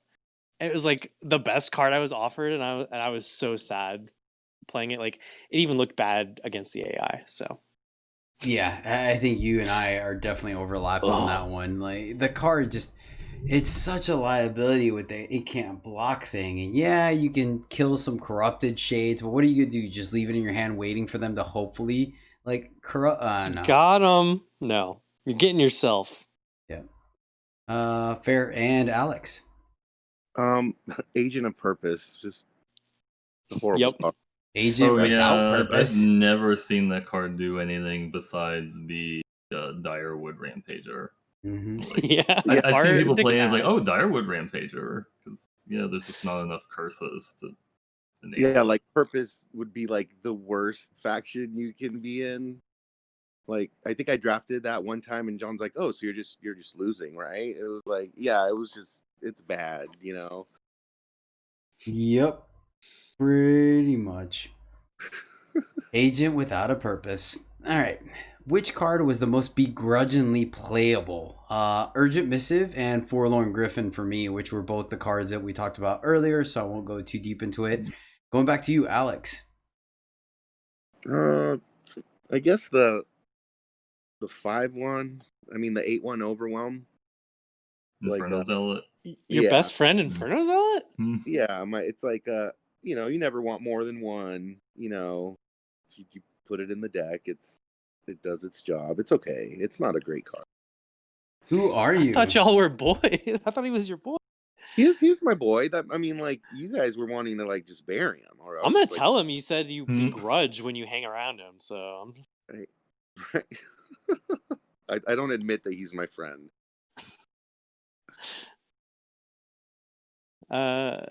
So I picked Dancing Flame. Like I think it's like on paper, I'm always like, yeah, that's a good card, right? Like every time it's in my deck, it always does the worst of the three options in every case, every time. And so at this point, I'm still playing him because I know like it's still fine, it's playable, and sometimes it's actually good in theory. But no, I'm begrudgingly playing that every time now. It still makes the deck though. It trolls me. Yeah. What's your pick here, Mercurio? Sunset Enforcer. Like I will play it sometimes when I need like just a 6-mana 5/5. I'm like, okay. Yeah, that's a very good point. I never expect to like build around it. I just go like, oh, I need a 5/5. Yeah. Yeah, that's another really good pick. Yeah, that's almost the definition of it. Yeah, exactly. It's like, I guess I need some kind of top end. And you're like, it has pledge. Yeah, that made a few of my decks. I'll admit, Yep. and it was not. I did not want it there any of those times. Sometimes you just need a body. Is there a card you will miss drafting? 100%. Edge of Prophecy. And of course, Corpse Boom. Those cards were great. They were exactly what I wanted to be doing in this format. Like, I really love playing large units, and playing large units with value is fantastic. And we've already established just hunking around the largest Buster Sword you probably can and smashing everything that stands in your way just feels so, so good. Like, so good. Alex, what about you? You guys have such good choices here. So it's like I just buy it on your guys' style here. But I'm gonna go with the 1/2 Kieran that gets you an Eternity Core after 2 hits. All right. I'm gonna That's miss fair. that. I'm gonna miss that little bird. I mean, that card's it's good. It works in Relic Matters and Flying and Ramp. He's a good role Does a lot of player. things. Solid Does a lot common of in time. things, yep. Another good time card. What do you know? Yeah. For me, we've talked about it already. Flame Bathed Reformation. That is a fun draft card. Right. Yeah. What's your pick, Merc? Oh, I just said Nahid's Distillation because of like the card draw and stuff. I was like, ooh, more cards. Yes. I want a handful of cards. Fair enough. Yeah, that's a solid pick. Alright, what was the Johnniest card, the Jediest card, the Darthest card, and the Murkiest card? Murkiest. I like that. That's an actual word. Yeah. Alright, let's start with you. Let's start with a guess. What was the Murkiest card, Merc? Well, they don't have any Fox cards, so I just said Plague Griffin because I really identify with the idea of playing like a 4-mana 1/5. Like, I don't know if people remember like Magic. There was a card called Dancing Scimitar. It's just like a 4-mana 1/5 flyer, and like that's basically what Plague Griffin is. It's like a 4-mana 1/5 flyer with like upside, and like I remember just like winning games, like never attacking, just Plague Griffin you, or play like 2 Plague Griffins, and then just like okay, you die to electropy damage or something. I'm like, cool. Yeah, I like it. Fair enough. I almost feel like for this question, we should make everyone pick everyone else's card, but that's all good. We'll drive on for this one. John, what about you? What was your I picked Johnniest Bottled card? Storm because it's like it does all kinds of things that I like. It controls the board. It draws me cards. It's like a dirtily relic. It's like all of my favorite things. Controls the board. Yes. I mean, you can ping off like small stuff. I mean, I actually it kills I like the 8/1s. Yeah, I mean, I like the concept of Ball Storm. It's just I really would prefer to have it with like Shardbinder, so you can activate it for free. But Man, I don't think even it need still that. works even without it. Fair. All right, Alex. That card just checks all my boxes. And that's all that matters. That's what's up. No, for me, Fear Tracker. Yes. Yeah, good one. Yeah, just solid body that like gives you some life. It hurts your opponent. It does it twice. Alex likes winning. Right. What? Not in this show. Gravewatch Ancestor for me. It's good early. It's great late. It has some synergy. It has some serviceability. It does everything you want it to do. And if you ever like recure it, it's also even better because like you get to re-ultimate it and stuff. Yeah, just a solid all around good body and limited. You're happy to have it in your deck. Jedi, what is your Wretched Raven for this set? AKA your so boxiest card. Yeah, it's got to be Mag Stranger, man. I mean, I guess you can make the argument for Inferno Zealot, but I didn't really lose to it all the time. It was more like a quarter of the time, so I don't think that's enough. And I kind of went up on it, so I think it has to be Mag Stranger. I think throughout the course of the format was definitely me telling people like, look, I don't want to sit there and give my opponent the advantage off of my cards half the time. And everyone was like, but Mag Stranger's so good. I'm like, yes, I know, I identified that, but sometimes it's so good for your opponent, and I just didn't want to do that. So I think that went on. I almost want to say Caliwhack, but I feel like halfway through the format, everyone started to come down on it. So you Minus, didn't have to preach as much. yeah, minus the diehards. You know, people are like, but you have 3 calibrates. I'm like, yeah, because they were my last picks. You have 5 relics in your deck. I'm like, guys, I could just add 3 sigils and I'll be fine. So I think it was definitely Mag Stranger. I think that was the one. I think other people were kind of iffy about Covetous Stranger and Steely Stranger. So I think the big one was definitely Mag Stranger. That, you know, it was. Yeah, I think I heard the most Jedi rants regarding Mag Stranger. I'll give you that one.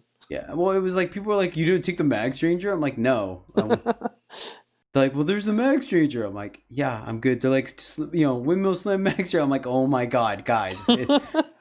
Yeah, I definitely think Mag Stranger might be one of the cards that's like Mag Stranger and Covetous Stranger might be a little bit overrated. Sometimes people go like, "Oh, I'm always attacking with the Mag Stranger," but they don't realize sometimes you're not attacking with Mag Stranger and your opponent's attacking, and then getting like a huge discount, like you're getting like 4 or 6 off of something, and then you're just like, "Oh crap." Yeah.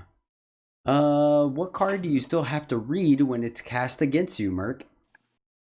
Oh, Allah's Nightmare General, which I have seen played. I just don't really understand it. I'm like, oh, it's a 2-mana 3/1, and it's like curse reliant and stuff, and I don't think there's a lot of curses in the format, and like it protects their curses from being destroyed. I'm like, I guess.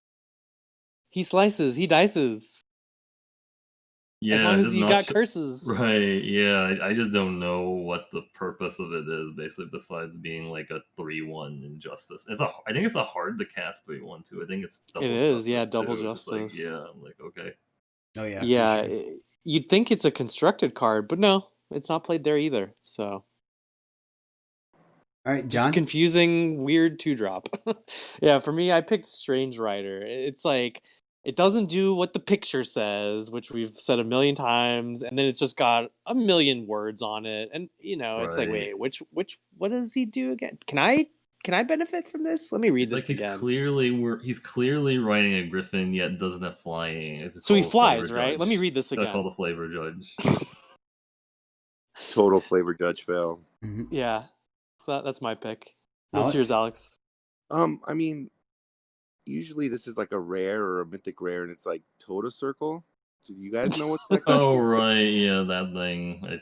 I could tell you maybe half of the words on the card. Yeah, I It don't. says whenever you play a Toda, like at the end of the turn, draw a card for like each Toda or something that you played that turn. Then tribute, put 5 tough Toda into your deck, and the tough Todas are basically 1-mana 2/2s. Merc wins the prize. Nice. Good job. That was nearly spot on, if not actually. Mine was Essence Feast. The 2 Felm, slow spell, 1 damage Oh, to each unit. that's cool. Then if there's 10 cards in the enemy void, it gains lifesteal, and then if there's 20 cards in the enemy void, it gets deadly. I constantly had to read this card, like, okay, what? Because I would get confused with Felrock's choice. I'm like, oh, they're Felrock. Wait, no, that's not Felrock's choice. Hold on. Okay, so it's 1 damage to everything. All right, does it have deadly? Is it lifesteal? What? Do you mill me? Do you get 3 dragons? Yeah. So that was the one I had to read a couple of times when it was played against me. Most of the time, it was just deal 1 damage to everything and gain some life. So, yeah. All right.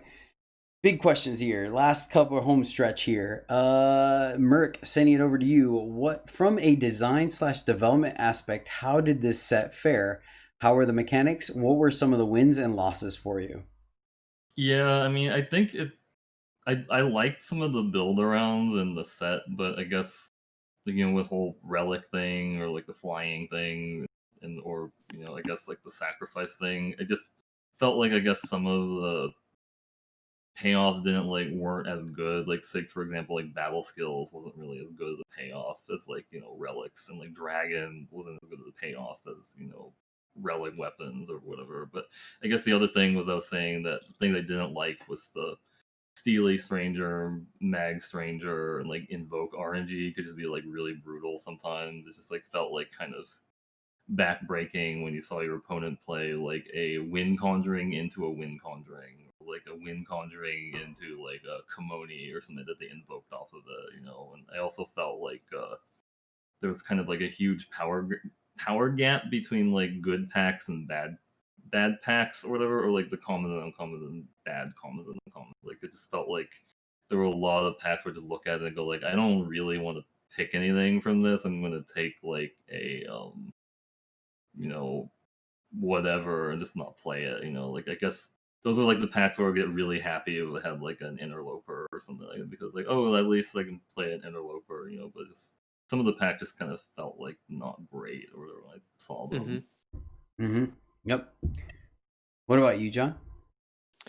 Yeah, like overall, I definitely like the format. I think just at like it took a little time to grow on me, I think, but yeah, overall, I liked all the iterations. You know, there was a lot of fun and very differing like strategies you could play with and succeed, despite the fact that overall time was like kind of pervasive in most decks or whatever. Like I still think your deck didn't actually need time as long as you were just as long as that lane for the other deck was open, you could still have a good deck and win. And like they made archetypes work in this draft format that they've tried before and just failed miserably. So I thought that was really cool. I don't really think it was very balanced overall, which I think was a fail. Like we've said a few times, like time as a color, had critical mass of both top tier commons and uncommons. Like if you go and filter out like the echoes cards and look at the commons in each color and the uncommons, it's like not even close. If time was open, your average deck quality would just be so much higher than if you were in any other option, any other open color in your packs. Like a bad time deck is what, like, oops, I only got 2 Waystone Gates, So I think that was kind of an overall fail, but a fun format for me overall. Just a win overall. and there was only one new mechanic, right? Corrupt was the only actual new mechanic. Like, Correct. they did, like Invoke was already there before, and so was Exalted, right? They just did a lot more things with those. Yeah. Yeah, So I think like Corrupt as a mechanic was very powerful. Like it was. I mean, even the worst corrupted cards were good, right? So that was a cool mechanic. that kind of goes into my thoughts a little bit. Just the corrupt, I liked it, but it was like the only new mechanic, so I think it was lacking in new mechanics. And the other thing, which is like a flavor fail, is there was a Waystone Gate, and then there was the blue one that draws cards. What that one's called? Ball Storm. Bottled Storm. Yeah. So why didn't they make one for the other 3 colors? Like they easily could have done a 3 costing relic that did something like that incrementally. Like why was Yeah, it? or at least one in Justice maybe, but I don't know. Like maybe just didn't have an idea, because I kind I of, mean, maybe at least that's it would make sense if it was just in Time, Primal, and Justice, because there was the tradition colors, but I don't know. Yeah. No. Yeah, that makes sense. maybe But there's an argument because of unkindness and mistrust. Maybe. possibly. It's just it just seemed weird. Like it was always like, where's the other color ones that like does something when it dies, Yeah.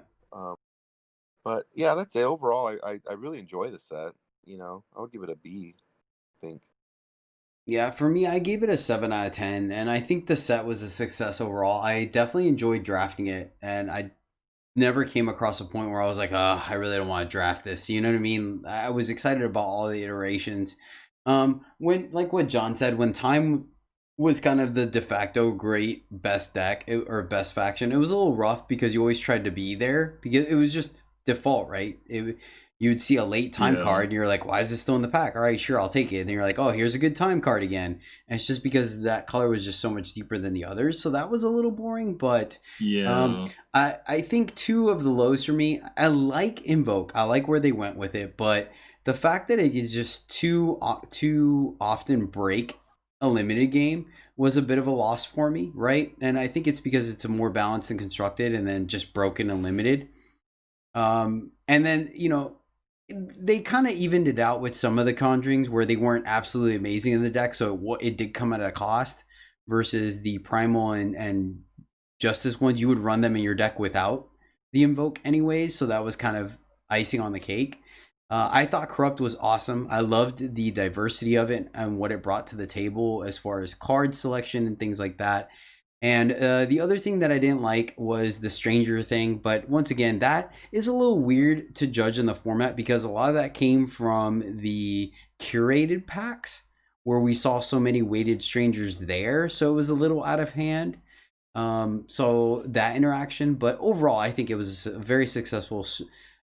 I do agree with you, Alex. I would have liked to see one more mechanic. Just I actually want to say that this set actually had a mechanic and a half because they really dove into the Relics Matters synergy and they finally paid that off. We saw that 2 sets ago and it didn't really work that time. This time it actually did. And you know, the whole, hey, if you break this on your turn, you get a bonus. If you break it on their turn, you don't. Stuff like that I think is very solid. So I want to say this set probably had a mechanic and a half, but I would have liked to see like one more for sure, even if it was just kind of like a snippet. But maybe they thought the Stranger was the added mechanic. That's probably what they did. Now that I think about it. So overall, Yeah, like I mean, they said, developed the format right Yeah. pretty well, but maybe not specific mechanics. I mean, we got a new set coming out tomorrow with like all kinds of new mechanics, so I think we're all Yeah, kind of they're- have that on our mind, right? Yeah, They're and definitely making up for it, and yeah. that's the thing too, is that set looks super complex now. Yeah, I'm so excited to draft this new set tomorrow. All right, cool. So next up, because we gotta be wrapping up here, I gotta get to work soon. What did this format teach you? How did this format make you a better at limited? What were the takeaways? Thinking outside the pumpkin, I really liked how Corrupt played out, where it was not only just you get a second iteration of a summon effect, you could sacrifice the shade, you could sacrifice the unit, you could fill up your void with 2 additional units, you can chump block with the shade. The shades could carry weapons as well. So I think there was just so many more interactions that the Corrupt mechanic added that definitely made me once again kind of look at things outside the pumpkin to not just take it at face value like, oh sweet, I get to search up 2 weapons. No, the shade can, you know, chump block. The shade can carry the weapon you go fetch up. There was a lot of things going on, and I really like that aspect of the game for sure. And sometimes those shades themselves fueled mechanics when we saw things like Vox and whatnot. So yeah, that's why I took away from this set. Alex? I'll keep it short and sweet here. If it's a bad pack, take the fixing. That's what. There was a lot of bad packs where I just took the token out of it, or Yeah. Oh, that was a good call, man. I don't know if I mean, obviously you were on stream with me, but I think that's one of the things that's definitely grown is that I've definitely had a healthy respect for taking early fixing and just being able to play more things later on, to the point where sometimes I was even cutting fixing. I'm like, all right, our fixing's too good. We need to cut some of this depleted power. Good call. John? If all else fails, just Windvoke. Like you're dead on board. You got no answers in your deck. Oh, but wait, you can roll the dice. Boom! Suddenly you can win. Yeah, good point. I like that. Yep, gotta play your outs. Mercurio? I guess the format was just like full, a bunch of like 2-for-1s and 3-for-1s, like huge relic weapons, Waystone Gate and Heat's Desolation and Aramot's Machinations. Like even like the Enchanted Plate Mail with the Inspire. Like if you killed 2 units, that was kind of, and did the Inspire, that was a 3-for-1. So I just felt like, yeah, you just that's how you win limited, is getting like a lot of 2-for-1s or 3-for-1s. Yeah, you kind of cater your deck a little bit to take advantage of your very powerful late game. Yeah. Fair enough. Last question. Last card, essentially. What is your favorite card in the format, Mercurio? Oh, I liked Inner Peace Ascendant because I think it worked with so many different little archetypes, like the flying. There was like a lot of synergies of it, like the flying synergy, the synergy with Precision Plunge, the synergy with Waystone Gate / Wormstone, and like the synergy with relic weapons. And also, Great all pick. else fails, it's just a 2-mana 1/3. Yeah, good call. I like that one. That was a solid one. John. Yeah, I picked High Sky Lookout. Like, we haven't really talked about him too much tonight, but man, anytime that little guy was in one of my decks, boy, did I have some fun in those games and while winning. Yeah, that card's good. I agree. It's the reckless on it doesn't even matter because you want it to die anyway. So very good point. Yep, it's like basically like a 3-for-1 sometimes. Yeah. Right, that's just a fun card, and if you can recur it, like, and Primal Invokes turned out to be like top tier, like so consistently good. Yeah. Alex, Was Shugo's Hook Sword. Good pick. Love that card. There's like, I think it's the best card at like stabilizing and turning the corner for you, or your opponent thought they were gonna win, and you play a Shugo's Hook Sword and you win. Like, yeah, I just love that card. Yeah, that was one of the cards I was really afraid to see my opponent play on turn 7. I'm like, yikes, did they have the Hook Sword? or you're like, finally, it's cool. I got rid of the hook sword. We're good. And they're like, oh, we're just gonna go ahead and recur it. With our IPA, Inner Peace Ascendant. Yeah, or they just have a second Hook Sword. And it's like, oh, great. Or they win-voked one. Yeah. What about you, Jedi? What's your favorite card? Hisul Beastmaster. Ooh, good pick. I'm just kidding. That was in the last set. Hey, I finally got to draft one though before they changed up the draft pack, so we're good. Finally, the last draft of the entire set, and we got there. Yeah, For fear of sounding like a broken record, Edge of Prophecy and Hammerhand. If I'm anything, I'm consistent. And God, those two cards were just so much fun to play. And you know, yes, there was a bit of a meme action of drafting Hammerhand because it was quad fire, but God, a 10-5 that needed to get answered, that killed at least one thing coming in, and sometimes killed two things, and then could kill another two things on the way out. The card just did so much. It was Hammerhand was just like insane if you could actually cast like a quadruple fire 8-drop. Yep. And then Edge of Prophecy, sometimes you only needed to recur it one time. Heaven forbid you recurred it a third time or a second time. Wait, recur it a second time. Oh, I mean, at the very least, it's gonna be a 32-32, and there's very few things people in limited can do against that. So, Disjunction. well, now you're talking about something after people were consuming this podcast and other podcasts and videos, realizing that these things were an issue. But the first couple times I drafted Creation, that Edge would go unanswered plenty of turns. So, but all right, guys, that is going to do it. That is our sunset show for Echoes of Eternity. Overall, a great set. I know a lot of people were bummed out or bored about it, but I think it's just because of the fact that we were dealing with this quarantine, so people were playing a lot more. But we actually only had this set, I think, 2 or 3 weeks more than we've had previous sets, according to Reddit post, someone that did the number crunching. So just FYI on that. No What's the Player Constructed Corner this week, because much like what John mentioned, we are going to have the new set dropping tomorrow. So we want to go ahead and save content that's going to be relevant for you guys while you're listening to this. So yeah, that's going to do it. Closing statements real quick. You can catch, once again, the video version of this podcast, as well as various draft videos and all that good stuff. I will be posting new draft videos for the new set as soon as I get them out to you guys. On the YouTube, just search up EternalJourney, or you can catch us streaming live every Tuesday, Thursday, Saturday, Sunday at twitch.tv/Jedi_EJ. We're both a Mercurio, actually all three. Yeah, Mercurio hangs out there a lot as well as John and Alex. You can check us out all on the Discord. Link is down below. We have a fantastic community. I can't stress it enough. Helping each other draft, helping each other with sealed pools. I worked on 4 or 5 sealed pools already this month, and I think it's a great fun puzzle to break down. We do co-op drafting a lot. A lot of people are excited to draft the new set because they have a bunch of draft tickets saved up. So we're going to be working around the clock, co-op drafting in the Discord with people. So definitely check that out. And, well, Mixer's gone. So, John, you don't really have a secret stream anymore. So who knows if we're finally going to get him on Twitch. And then Alex is, we're working on it. We're getting him slowly but surely streaming on the Discord. Mercurio, thank you so much for being on the show, dude. We really appreciate you taking the time off to come out here. It's been as always, a pleasure talking to you. Where can people find you at?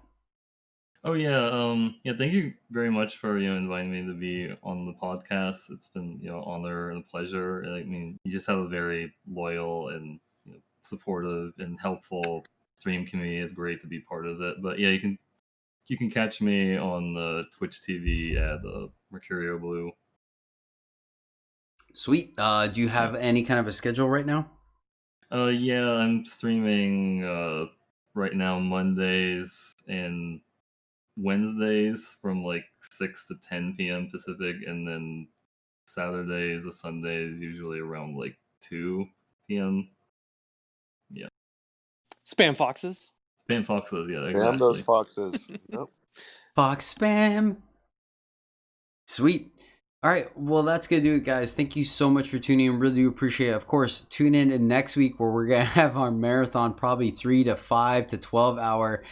Just kidding. Probably about, we've gotten better at it. So probably somewhere about 4:30 hour common and uncommon set review where we go down every card of the new set and kind of give our theories as far as what we think they're going to play out so we can help you guys be better. It will be a quick schedule, will be commons and uncommons. Then the following week will be rares and legendaries. And then the week after that will be our first impressions of the set. So that's going to do it. Until next time, as always, happy gaming.